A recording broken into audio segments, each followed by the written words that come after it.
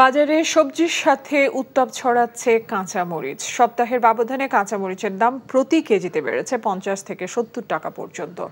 কোরবানির আগেই চড়া মশলার বাজার, প্রতিটি মশলা কেজিতে বেড়েছে 100 থেকে 300 টাকা পর্যন্ত। মুরগি, মাছও বিক্রি হচ্ছে আগের বাড়তি দামে। মেজবা হাসানের রিপোর্ট।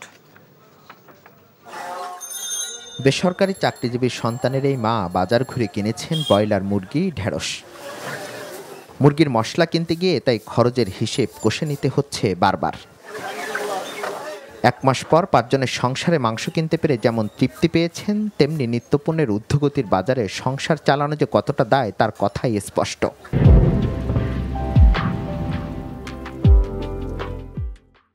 দামের অবস্থা তো ভালো না। এত দাম হইলে আমরা সাধারণ মানুষ আমরা খেতে পারি? এখন বাজার করতে অনেক কষ্ট হয় আর কি। ইনকামের উপরে তো ইনকাম হয়েছে 10 টাকা, লাগতেছে 20 টাকা, তখন একটু সমস্যা হয় না? তো ওইভাবে আমরা বুঝে শুনেই খাই।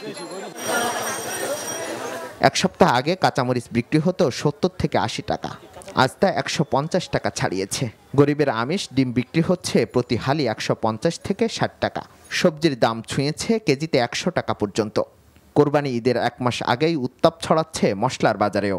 প্রত্যেকটা মশলার দাম গেছে সপ্তাহের তুলনায় এই সপ্তাহ প্রতি কেজিতে 300-400 টাকা করে বাড়ছে। যেমন জিরা, দারচিনি, এলাচ, প্রতি কেজিতে আপনার এলাচের দাম বাড়ছে হচ্ছে আপনার 3 থেকে 400 টাকা।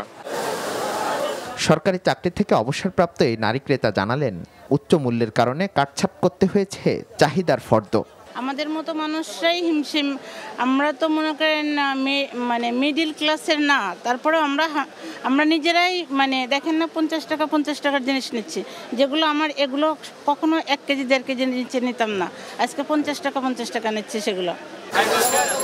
কখনো দিন ভেদে কখনো বাজার ভেদে এই দামের ব্যবধানে ক্ষুব্ধ ক্রেতারা, আর দায় সারা জবাব বিক্রেতাদের। কাঁচামালের আপ ডাউন হইবই, আমদানি বাড়লে কমে যায়, আবার যখন শর্ট থাকে কেজি 10 টাকা 20 টাকা। পেঁপে এখন পুরো আমদানি হয়ে সামনে। ইনকাম বাড়েনি কিন্তু, বাট আমার কিন্তু খরচটা বেড়ে যাচ্ছে, তো আমি বাধ্য হয়ে আমাকে আরও নিচে চলে আসতে হচ্ছে।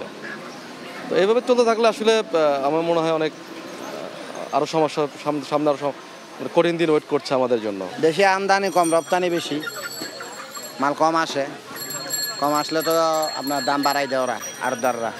গরমের মধ্যে আসছি, বাজারেও দেখি গরম, সবকিছুর দাম বাড়তি। মাছের বাজারে সবচেয়ে কম দামি তেলাপিয়া ও পাঙ্গাস, সেটিও আকার ভেদে বিক্রি হচ্ছে 230 থেকে 300 টাকায়।